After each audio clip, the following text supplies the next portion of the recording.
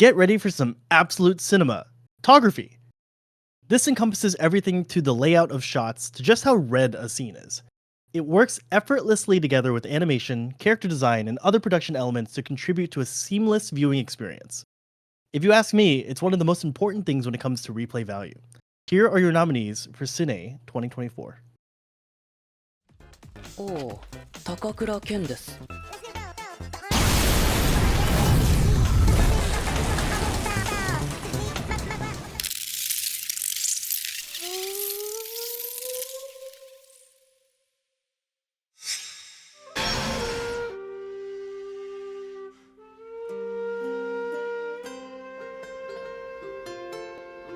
昔は喜んでくれたし。まさかヌラヌラ方面の話。いやまずいって、ここ学校だぞ。いくら内気なお前でも今のお前でも相手が自分だったならいくらでもコミュニケーションを取れるだろう。だからアシスタントとして星を照らす存在なんかじゃない。自分自身が眩しく輝く太陽みたいな。客観的かつ論理的に話をしているつもりだけど、でも自尊心はあるが高慢ではない。東宮のあれこれで嫌なお嬢様を想像していたのだが、鎌倉の民たち、こんな首では不足だが、せめて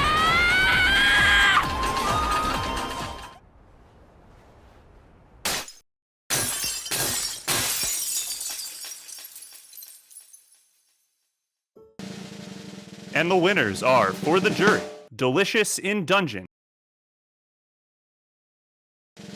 And for the public, Frieren Beyond Journey's End.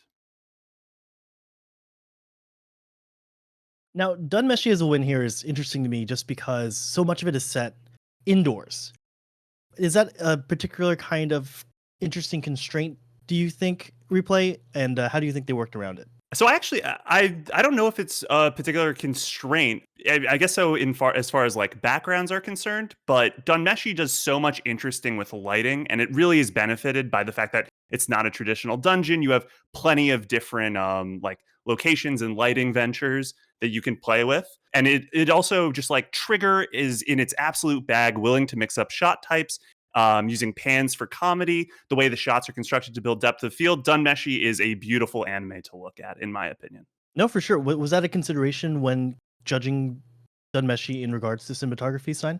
Yes, most of the discussion around Dunmeshi focused around the usage of frames and staging, in the sense of no, there weren't really any scenes where there were wasted space, and you would normally expect that from a series that is mostly in an indoor setting. But what Dunmeshi does is it keeps its characters and objects and effects all evenly spaced throughout almost any given scene, so nothing ever really feels wasted.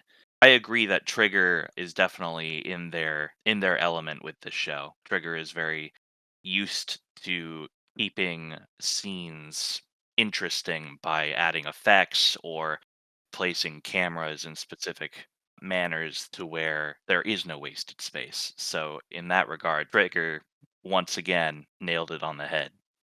To be clear, I think it's interesting that you're saying there's no wasted space, because I would actually say that Delicious Dungeon is kind of minimalist for Trigger in a lot of their shots. Like they do leave a lot of open space. Cinematography is not just about what they include in the frame, but also the stuff that isn't in the frame at all.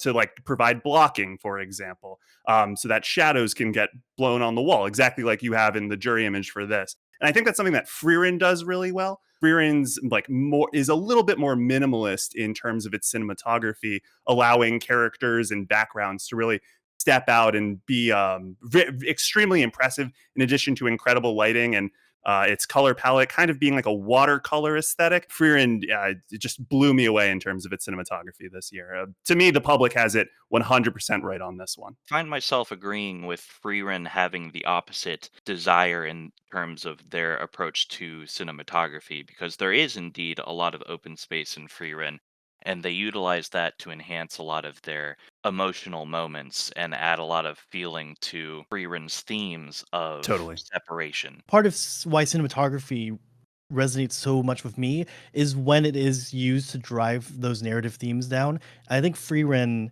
really to a T utilizes it in that way in terms of all the like different match cuts that go from present time to past time, right? Where the kind of Absolutely. parallel of Freerin remembering her journey with Himmel, but also re-experiencing those same memories in a different context, and how the cinematography reflects that, I think is really neat. Absolutely. One of my favorite shots in Fearin is during the Blue Moon Weed section, I believe in episode 2, where Himmel and Fearin are in a chasm of opposite sides on the frame, as literally as far apart as possible, just to place them out of time with one another.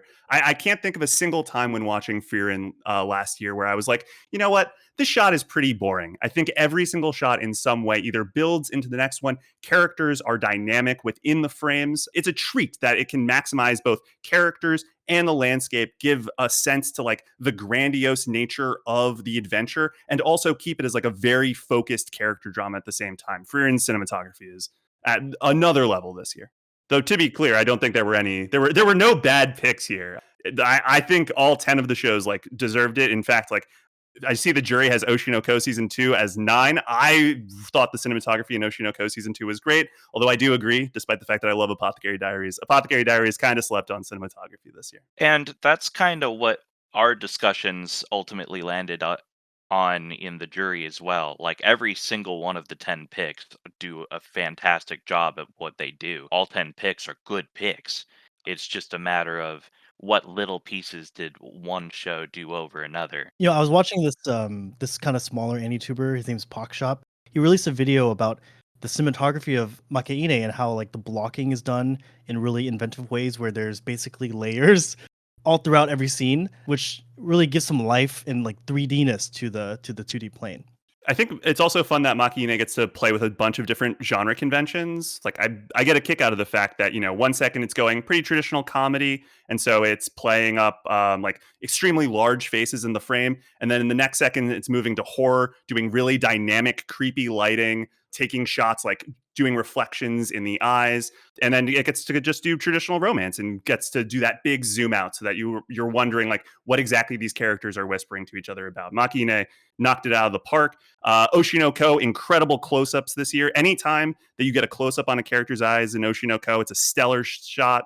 Elusive Samurai shots made most of their movement, tracking, pans, stills that were angled to maximize a character's path through it. Stein, I'm wondering, I didn't get a chance to catch Magical Girl and Evil Lieutenant. Could you tell me a little bit about the cinematography in that show and what the jury thought it did so well? So, Magical Girl and Evil Lieutenant was a show that I definitely didn't have my eyes on at the start of the year, but I was caught pretty off guard by how well it switches between its comedic and dramatic moments, as well as a lot of the visual imagery that it puts forth. Episode 1 does a fantastic job of leading us in with the whole introduction to Byakuya, the magical girl, as it doesn't show her whole character. It doesn't show her whole body during the entire first segment of the series. Instead, it shows her running from waist down or a shot of the bottom section of her face. You don't see her eyes until her full reveal when she does her transformation.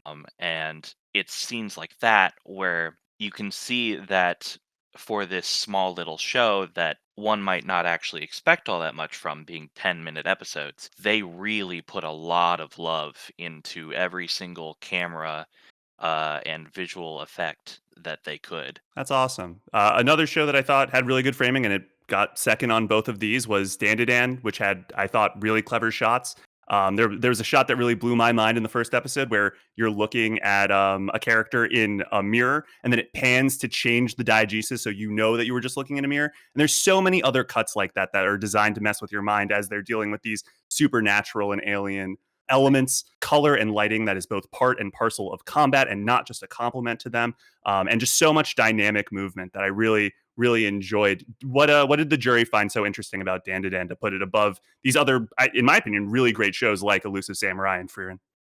So What Dandadan really did well is, like you said, a lot of the dynamic movement and coloration that it threw into all of its action sequences, but also during the slice of life segments, they maintained separation of characters during the scenes where Momo and Okarun are finding each other. There's Hmm. a great image where they end up on benches separated from each other, and Yes. there's the hallway going directly down the middle. And it's stuff like that set into not just all the action sequences like we would have with Elusive Samurai, but they're also putting effort into the slice of life segments where you might not normally see a lot of effort put forth. I definitely enjoyed how Dandadan played with your expectations in regard to the rule of thirds and where like your attention point would be.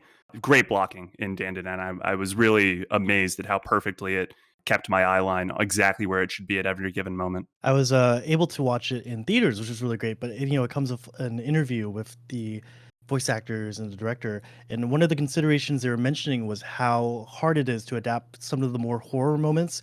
Because in a manga, right, the panel sizes and the different way that the pages are aligned makes it easy to have your eye go to where they want you to go.